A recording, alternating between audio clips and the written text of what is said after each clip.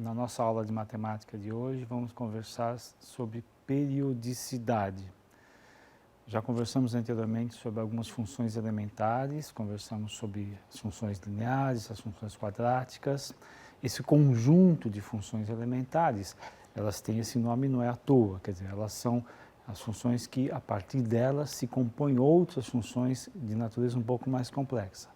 O grupo de funções que nós vamos analisar hoje são as funções que explicam a esses fenômenos que nós dizemos fenômenos periódicos. Então, periodicidade está ligado àquilo que se repete sob mesmas condições em tempos. Então, a cada período nós observamos a mesma situação que observamos anteriormente. E esta periodicidade, então, ela constitui um grupo de funções que se ajustam a esse estudo desses fenômenos. Para começar a pensar em periodicidade, a gente pode pensar primeiro na coisa mais elementar, na periodicidade mais elementar que a gente observa, que seria aquela com a qual nos deparamos todo dia, aquela que ao acordar e ao dormir. Quer dizer, nós percebemos que a claridade do dia começa a um certo horário e ela vai findar, vai encerrar no final do dia num certo horário. Quer dizer, nessa observação desse tipo de periodicidade serviu para elaboração dos primeiros calendários, né? Porque a passagem do tempo era medida em função dessa pequena variação. Uma das hipóteses possíveis para isso é pensar num ajuste como este aqui, onde a gente observa uma figura qualquer colocada na vertical. Essa figura qualquer colocada na vertical vai projetar uma sombra. Essa sombra não é a mesma durante todo o ano, né? Se a gente considerarmos uma cidade que não esteja muito próximo da linha do Equador, uma cidade como São Paulo mesmo, pode ser, por exemplo. Se nós considerarmos uma cidade como São Paulo, a gente vai observar que essa passagem do Sol durante o ano, ela tem uma certa variação, ela tem uma diferença do Sol no inverno e no Sol no verão. Todo mundo sabe que o Sol no inverno ele passa mais baixo, como a gente chama, né? Se ele passa mais baixo, uma estaca colocada na vertical projeta uma sombra maior, como está mostrado aqui nesse nosso desenho. Quando ele passa no verão, ele passa mais alto, que a gente chama. Então, ele produz uma sombra menor de uma estaca qualquer colocada na vertical. Essa variação dessa sombra, que desde um valor mínimo, que é o correspondente ao que a gente chama do solstício de verão, o solstício de verão aqui para nós é por volta de 21, 22 de dezembro, né? Até o que a gente chama de solstício de inverno, que aqui no nosso hemisfério vai lá para meados de junho, 21, 22 de junho. Quer dizer, essa variação dessa sombra, ela permite que a gente possa quase que fazer uma escala aqui para medir, comparar o tamanho da sombra com aquela posição do ano. Quer dizer, desde 21 de dezembro, mais ou menos, que é aqui o solstício de verão, até 21 de junho, que é o de inverno. Se a gente fizesse uma escala aqui, a gente teria uma variação de sombra que vai e volta, vai e volta, vai e volta, nesses períodos que são os períodos regulares de passagem do ano. A sombra intermediária aqui, que seria neste ponto, seria o correspondente aos pontos de equinócio, que é onde começa a primavera ou outono, né? Pois bem, essa seria talvez a primeira ideia que se teve de tentar regular, entender um pouco a periodicidade. Há uma série de outras situações periódicas, não apenas o nascer e o cair do Sol, que nos mostra essa periodicidade. Mas veja que interessante, se nós pedimos, como eu pedi, para uma criança, um jovem de 12, 13 anos, representar esse movimento que está sendo observado nessa sombra, representar esse movimento por intermédio de uma situação gráfica, num plano cartesiano, olha só o que aparece.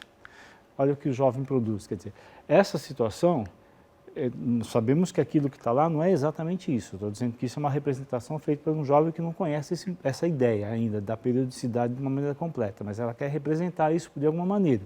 E a representação que se faz é desse tipo de coisa, desce, sobe, desce, sobe, desce, sobe, à medida que os meses do ano vão passando. Essa é uma ideia que então parece embutida mesmo nas crianças ainda já, né? De poder fazer com que essa representação seja o reflexo, né? Essa representação que está aqui seja o reflexo daquela periodicidade que se observa.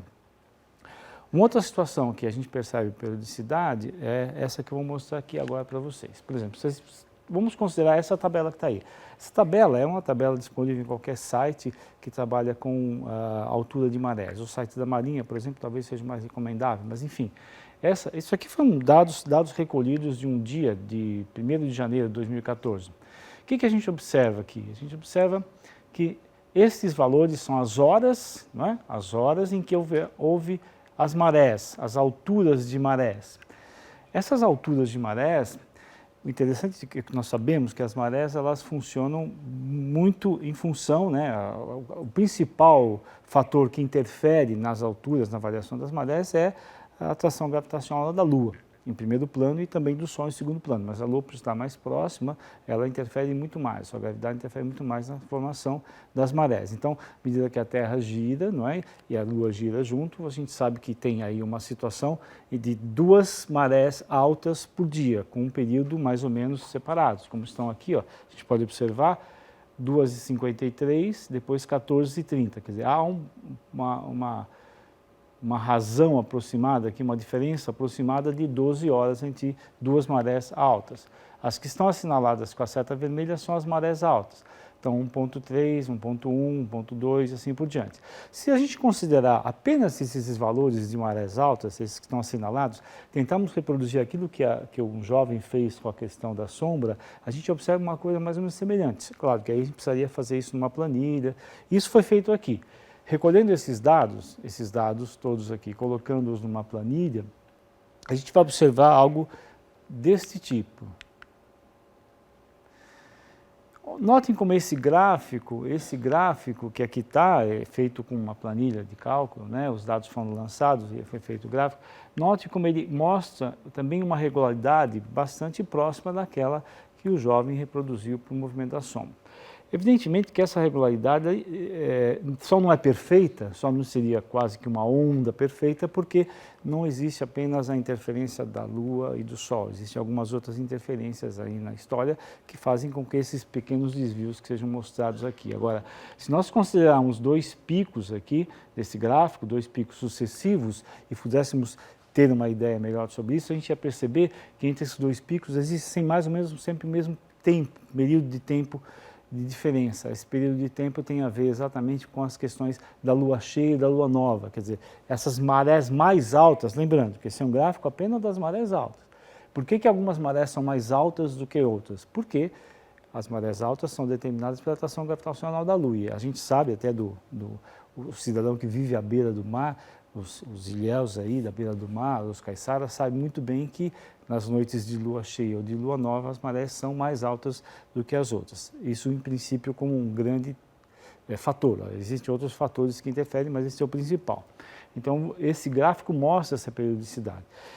Pois bem, o que mais a gente tem de periodicidade aí para confrontar? Esse é um gráfico que mostra, um gráfico simplificado, estilizado, da pressão, nossa pressão aqui, a nossa pressão interna do coração. Se forem feitas medidas sucessivas de pressão, a gente observa que ela vai variando de valores assim, repito, de mínimo e máximo, ela não é sempre a mesma, mas tomados a cada intervalo de tempo, a gente percebe que tem uma variação. Existe também uma periodicidade sim, interna no nosso corpo devido a essa variação da pressão.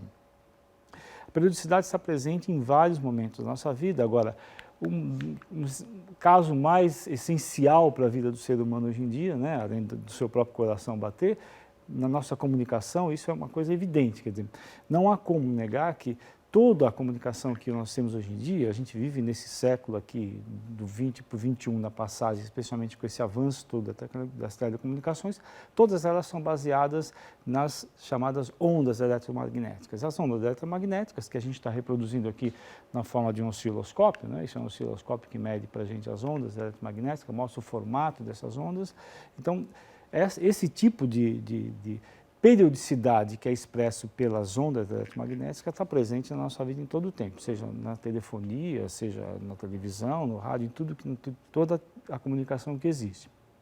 Pois bem, essas ondas eletromagnéticas são geradas, assim, um pouco fora do nosso espectro, mas enfim, elas são geradas por uma oscilação de uns elétrons, como se eu tivesse um fio onde os elétrons pudessem oscilar para cima e para baixo. Essa oscilação periódica, portanto, dos elétrons permite que sejam geradas essas ondas e elas se propagam aí em 2 campos que são perpendiculares e a gente consegue, devido às frequências, que a gente vai conversar um pouquinho mais sobre isso, captar melhor essas ondas, né?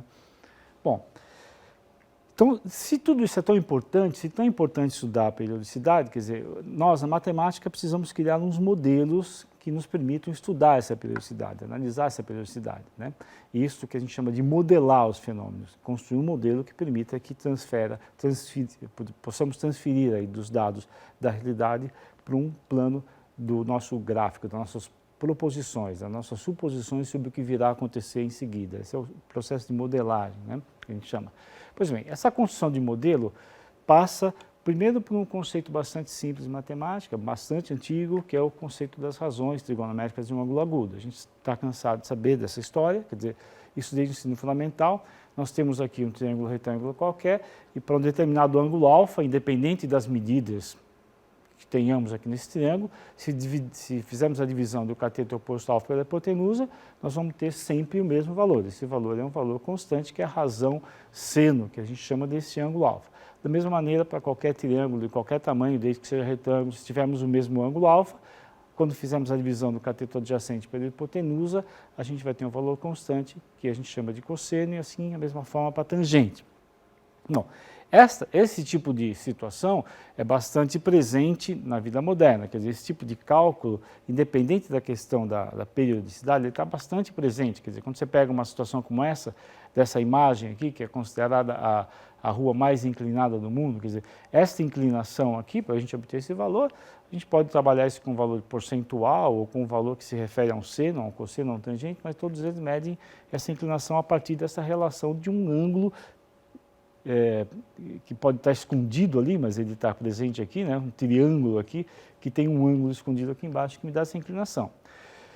De outra maneira, qualquer telhado, né? Os telhados são feitos também desse jeito, quer dizer, existem as inclinações dos telhados que podem ser medidas a partir de senos e cossenos, muito embora o cidadão comum, normalmente, que vá para fazer o seu telhado, desconheça isso porque trabalha com umas medidas paralelas, que são as medidas chamadas de percentuais. Vamos fazer uma inclinação de 20%, uma inclinação de 30%. Mas esses valores estão relacionados aos senos e cossenos da mesma forma. E, por fim, esse desenho que aqui mostra uma situação de um topógrafo estilizado, né? Eu acho que todos nós já vimos aí uma obra que vai começar a ser feita, lá os teodolitos colocados, medindo essas distâncias, medindo esses ângulos, e esses processos de triangulação, todos que estão envolvidos, mexem sempre com senos e cossenos. Bem, deste modelo do seno e cosseno, dessa ideia do seno e cosseno, né, que nós temos aqui, nós precisamos pensar em construir um modelo para estudar a periodicidade. Então, parece simples pensar que algo que não tem bico, como uma circunferência, falando popular, quer dizer, algo que seja perfeitamente regular, possa expressar melhor uma periodicidade. Se nós imaginarmos um ponto girando em torno de uma circunferência, isto pode ser algo bastante regular, porque ela não vai dar saltos, não vai dar pulos, ela vai fazer um percurso que a cada segundo, a cada minuto, a cada hora, enfim, traçam um arco que tem a mesma característica do próximo minuto, do próximo segundo, da próxima hora. Este modelo da circunferência, se justaposto àquela ideia anterior do seno e do cosseno, permite então a construção de um modelo bastante interessante para a gente estudar a periodicidade. Então vamos dar uma olhada nesse modelo que aqui está à tela, né? Esse modelo, o que ele nos mostra? É o chamado círculo trigonométrico. Nós colocamos aqui uma imagem interativa. Aqui temos um triângulo, a gente consegue perceber um triângulo aqui. Esse triângulo, ele tem um cateto, nessa imagem, esse cateto vale 0,8, esse cateto 0,6. Quer dizer, a ideia do ponto girando em torno da circunferência é uma ideia riquíssima, então, para se pensar na periodicidade. Quer dizer, à medida que a gente varia a posição desse ponto, a gente pode observar, por exemplo, a projeção horizontal, essa projeção que está marcada em vermelho aqui embaixo, apenas essa. Pode ser uma das duas, vamos observar essa. Essa projeção ela vai diminuindo até um valor aqui que seria nulo, passa para um valor negativo, ela começa a decrescer e assim vai. E à medida que a gente girar esse ponto, a gente vai vendo a variação dessa projeção do ponto sobre esse eixo horizontal, variando. Essa variação, então, a gente pode associar àquele primeiro gráfico que nós vimos, do tamanho da sombra que a criança fez, que ele subia, depois que ele descia, ele subia, depois que ele descia, é mais ou menos o que a gente observa aqui. Quer dizer, se a gente tem uma sombra de 0, de 1, né, vamos pensar no eixo horizontal, uma sombra de um certo comprimento 1, que vai diminuindo, chega a 0, esse 0 aqui podia ser a associação com uma sombra mínima, né, no caso, e assim vai. Ela cresce com o sentido contrário agora, chega a -1, depois diminui novamente. Então, ela faria um movimento, nessa associação, faria um movimento semelhante àquele de subir e descer, subir e descer. Faria algo semelhante ao que a gente diz que é uma onda, né? Bom, desse movimento, então, o que a gente tem é uma justaposição dessas duas ideias, a ideia do triângulo retângulo, do seno e do cosseno, com a ideia do círculo trigonométrico.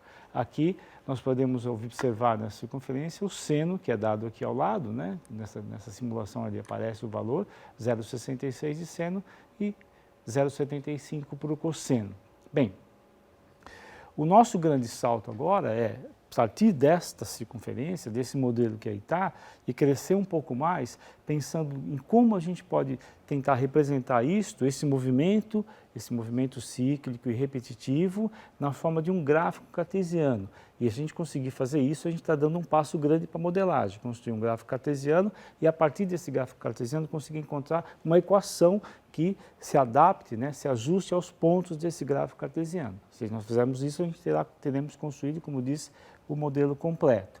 Vamos ver então como é que podemos fazer isso nesses próximos slides. O que a gente observa aqui nessa simulação, também bastante importante? Aqui nós temos o círculo, né, aquele círculo trigonométrico, o ponto vai girar em torno do círculo, tá certo?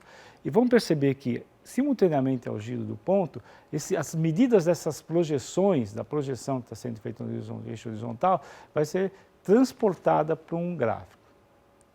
Então, observem o ponto se movindo aqui e o ponto vermelhinho movendo-se aqui.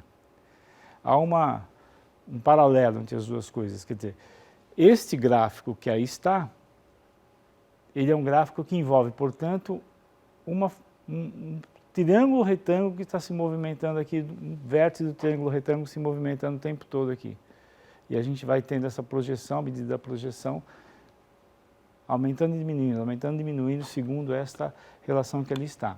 Então, esse gráfico que aqui está, esses dois gráficos, na verdade, esse é um gráfico que mostra com posição, velocidade, enfim, outros conceitos que falaremos na aula que vem, mas enfim, aqui o que a gente tem são gráficos que nós dizemos que são gráficos de funções trigonométricas, gráfico de uma função do tipo y, resumidamente, igual a seno de x. Há umas constantes que nós vamos interferir aí no gráfico, mas enfim, em princípio o gráfico é y igual a seno de x ou y igual a cosseno de x. Então, dessa forma a gente consegue uma equação que se ajusta ao movimento periódico, tá certo? Se eu precisar determinar a posição de um sujeito nesse movimento periódico, de um ponto nesse movimento periódico após um certo tempo, eu consigo fazer isso por intermédio dessa equação. Bom, então, estamos assim mais ou menos construídos o modelo. O próximo passo é pensar como é que a gente usa esse modelo para inúmeras situações. Como é que a gente estuda isso? Quer dizer, um dos campos mais ricos para a aplicação desse modelo é o campo da física. Eu queria mostrar para vocês, assim, para finalizar, então, esse pequeno modelo físico, que é o modelo massa-mola, onde se utiliza essa ideia da reprodução periódica e a ideia da função de seno e cosseno para a explicação de alguns fenômenos físicos. Vamos dar uma olhada no próximo slide. Nós podemos observar aqui uma simulação do que se chama o movimento harmônico simples, o MHS. Nós temos aqui uma mola, não é? Com uma massa presa, e à medida que a gente inicia o movimento, essa mola, ao descer e subir, efetua claramente um movimento periódico. Esse movimento periódico está sendo traduzido por este bastãozinho que acompanha os comprimentos aqui, que sobe e desce, e o gráfico, então, acompanha isso. Vamos fazer novamente aqui, ó. É claro que há uma enorme quantidade de variações que podem ser feitas nessa situação, quer dizer, variações do seguinte tipo: eu posso, por exemplo, mexer aqui com a amplitude, tudo isso nós vamos conversar um pouquinho melhor, mas quando eu mexo na amplitude, eu aumento um pouco mais o espectro ali varrido por aquele ponteirinho, e aí quando a gente consegue isso, a gente consegue um gráfico que parece que é mais alongado do que o anterior, tá certo? Nós podemos fazer outras variações, podemos trocar aqui o que a gente chama de constante elástica da mola, constante elástica da mola aumentando a dureza da mola, quantos mais eu preciso colocar nela para esticar a mesma coisa. Então, aqui eu vou botar uma amplitude também menor, eu vou conseguir uma coisa bem estranha aqui, quer ver só? Olha lá, um gráfico que agora a oscilação dele é bem menor, oscila numa faixa, num espectro bastante menor. Bom, esse modelo do MHS, o modelo do movimento harmônico simples, é o modelo que a física utiliza para explicar uma série de fenômenos, desde todos aqueles que envolvem basicamente geração e propagação de ondas. Nós vamos analisar um pouco melhor esse tipo de coisa, esse tipo de movimento e as funções associadas a ele no nosso próximo encontro.